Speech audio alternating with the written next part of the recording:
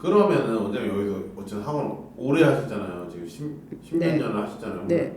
과연 그러면 그 영유아 때 교육을 잘 받았던 비중이 네. 실제로 대학까지 갔을 때 아, 그거 진짜 많이 어느 궁금해요. 정도로 영유 때 잘하던 애들이 나중에도 좋은 결과가 있나요?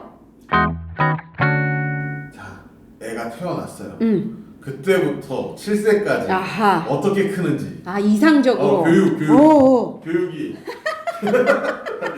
우선 어린이집 가야 되겠죠? 어린이집을 뭐 빵새부터 다니잖아요. 어린이집을 1살, 2살, 3살 이렇게 다녀요.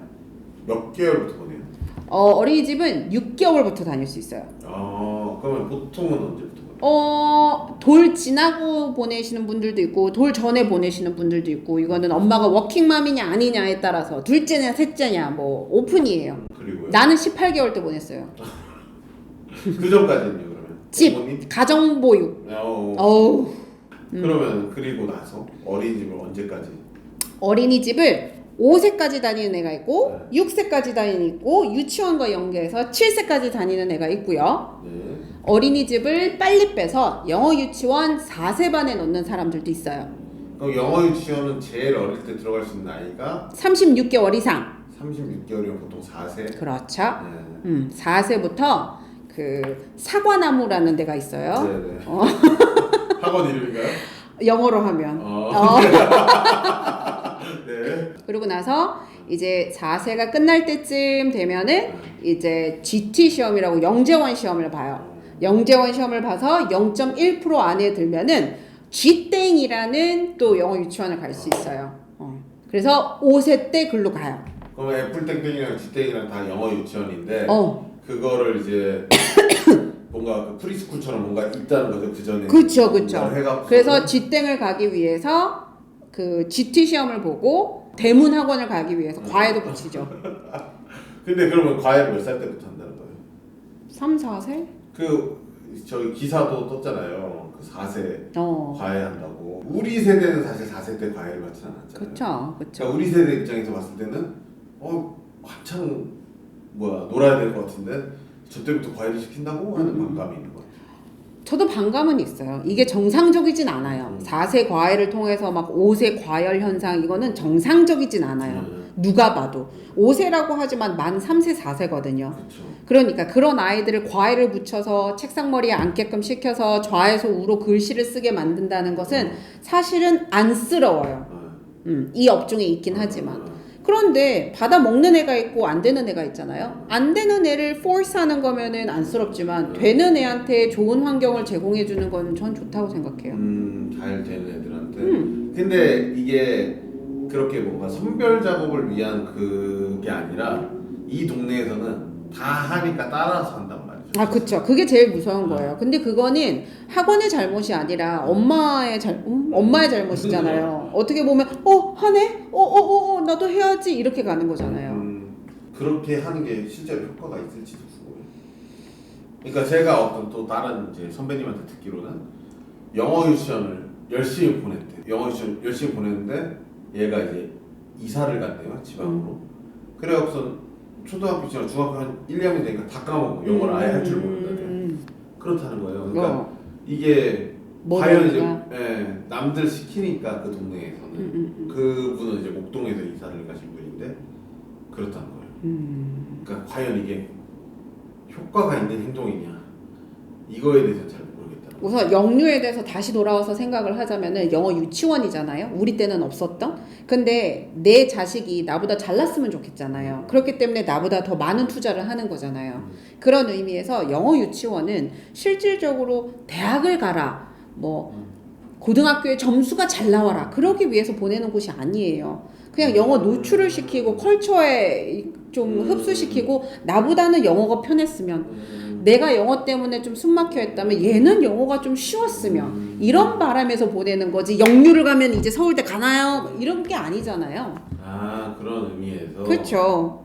영유를 끝까지 다니나요? 7세까지? 7세까지 다니기도 하고 6세 때 빼기도 합니다. 6세 때 왜 빼요?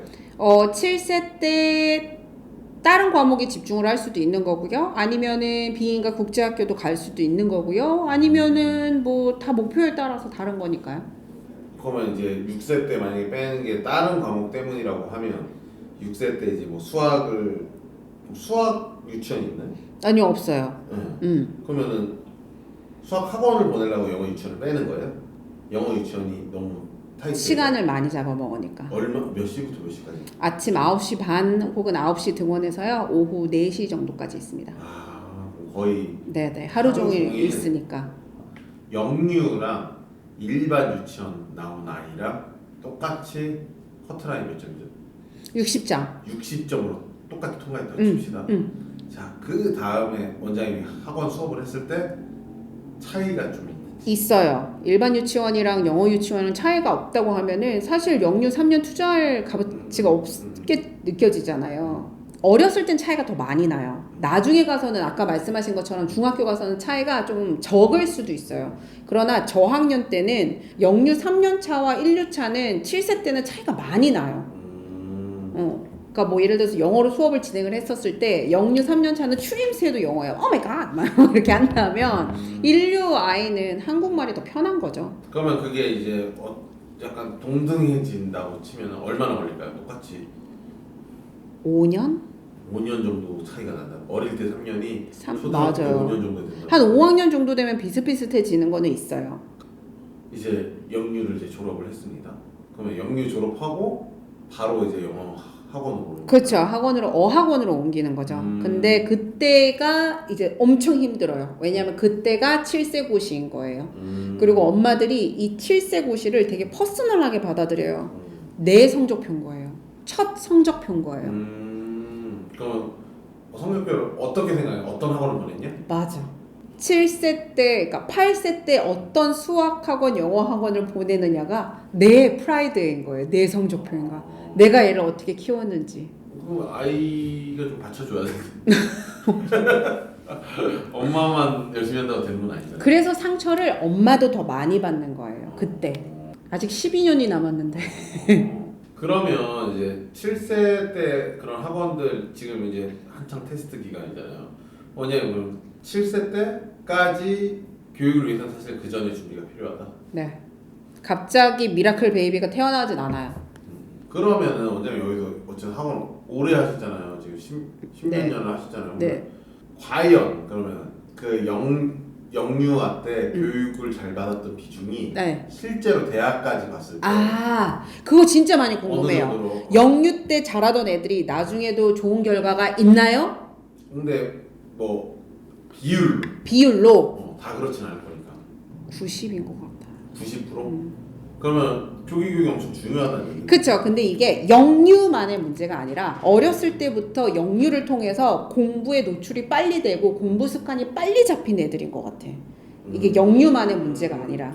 근데 사실은 이제 어머님들 커뮤니티나 이런 걸 보면은 되게 타이틀이나 이런 거 되게 집착하시거든요. 그러니까 뭐 무슨 책을 꼭 봐야 되고 그치. 뭐 시대회 그치. 뭐 이런 거 본다가 되고 그러니까 제 그 7세 딸을 가진 친구도 그런 얘기를 한번 물어보고 싶다는 거예요. 그쵸. 근데 원장님은 그러니까 그런 게 좀 허울이라고 생각하시는 편인지? 네, 허울이라고 생각하는 편이에요. 몇 살 때 뭘 해야 되고 몇 살 때 뭐 해야 되는 거 그렇게 다 따지고 나면 난 27살에 결혼을 했었어야 돼. 왜 나이대에 맞는 뭐 그런 거 있잖아요. 근데 그게 아무 소용이 없다라는 거예요. 저는 엄마들이 왜 그걸 따라한다고 생각하냐면 그런 걸 어떤 자료를 보잖아요. 네. 매뉴얼 보듯이 아. 그런 걸 누가 알려주지 않잖아요. 그러니까 그거를 따라 해야지 그거라도 믿을 정보가 없는 거예요. 그러니까 벤치마킹 할 자료도 없거니와 그렇죠. 고등학교 때처럼 전국 모의고사가 없잖아요. 유치부 때는. 그러니까 그냥 자기의 카더라. 옆 학원에 잘하는 애가 다니는 그 학원. 이게 파운데이션이 되고 그냥 완전 기준점이 돼버리는 거예요. 그렇죠. 그러니까 기준이 없으니까 맞아. 그런 걸 한번 보면 이거 무조건 해야 돼. 맞아. 그러니까 지금도 문제가 되고 있는 게 뭐냐면 특정 학원을 가기 위해서 그 영재원 시험을 봐야 되는데 한 회사예요. 이 시험을 만든 자와 이 학원은 같은 회사예요. 그러면은 짜고 치는 고스톱이에요, 사실은. 근데 엄마들이 왜 이 시험에 집착을 하느냐? 기준이 없으니까. 4세, 5세 애들 어디 가서 영재원 시험 보겠어요? 누가 봐줘요? 그렇죠. 어. 자, 우리가 아이가 7세가 되면은 영어학원, 수학학원 이제 초등학교 입학하면 다니는 학원들을 이제 정하고 테스트를 받으러 다니잖아요. 그러면 딱 이 시기에 들어오는 게 제일 좋은 거죠. 많은 7세 모집 학원들이 내 말을 들으면 화를 낼 수는 있겠지만 네. 나는 모든 아이들이 모두 똑같은 시기에 7세 가을에 시험을 봐야 되는 건 아니라고 생각해요. 왜죠? 왜냐하면 아이들마다 성숙도가 다르기 때문에 어떤 아이는 7세 말에는 준비가 되어 있고 어떤 애는 9세가 되어야지 시험을 볼 수 있는 준비가 돼요. 조급해하지 말라는 거예요. 그런데 이게 나도 조급한 엄마이기 때문에 내가 그 마음을 100번 알아요. 진짜. 조급하지 말아야지 그랬는데 누가 한다 그러면 막 이렇게 되고 막 누가 뭐 한다더라 그럼 막 이렇게 되거든요. 이해해요. 근데 그럴 때일수록 우리 애는 책상 머리에 앉아서 몇 시간씩 공부를 할 수 있는 애인가? 아닌가? 그걸 판단할 수 있어야 돼요. 그런 이제 성숙도가 좀 갖춰지는 게 보통 7세에서 9세. 빠른 애들은 6세도 책상 머리에 앉아서 해요. 되는 애들은 6, 7세 정도면은 이제 학습적인 습관이 잡혀 있다고 보는 거죠. 그러면 7세 엄마들한테 원장님 제일 해주고 전하고 싶은 말? 메시지. 엄마 성적표로 받아들이지 않았으면 좋겠어요. 그리고 아이가 시험을 못 보면 그냥 아이가 그날 시험을 못 본 거지 그 시험 점수를 막 내가 너무 막 퍼스널하게 받아들이고 내가 애를 어떻게 키웠는데 내가 지금 돈을 얼마나 갖다 부었는데 너가 어떻게 나한테 이럴 수 있어 이러면 안 돼요. 끝이 없어요. 7세 엄마들한테는 자기 성적표를 받아들이지 않았으면 좋겠다. 그리고 조급해하지 말아라. 조급해하지 말아라 얘기를 하고 싶고. 네, 조급해하지 말아라.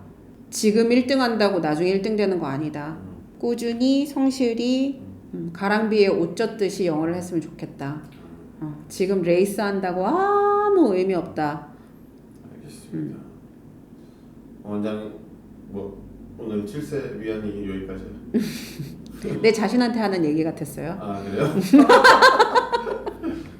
미래에 있는 나에게 안녕. 조급해하지 마. 너가 이 일을 한다고 해서 애를 그렇게 쪼지 마. 다급해하지 마. 나온이도 자기 페이스가 있을 거야.